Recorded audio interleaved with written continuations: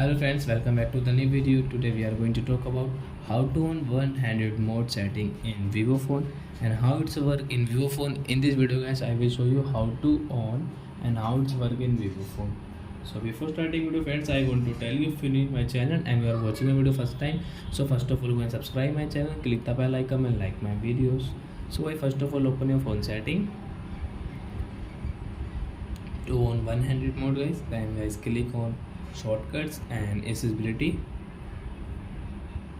then guys click on one-handed, then guys on, and guys it's showing how it's work when we will do like that. So guys we can use our phone, so guys we will do same.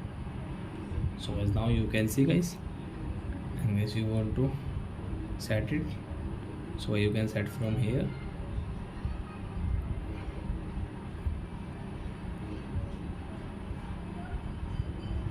So I think friends we have understood. And guys one-handed mode setting guys, you want to back, you want to on any app setting. So I think friends we have understood how to on and how it's work in Vivo phone. So that's it guys, thanks for watching my video guys. Now we will meet on next video with new topic. If you want guys, please go and like my video, subscribe my channel. Bye bye friends.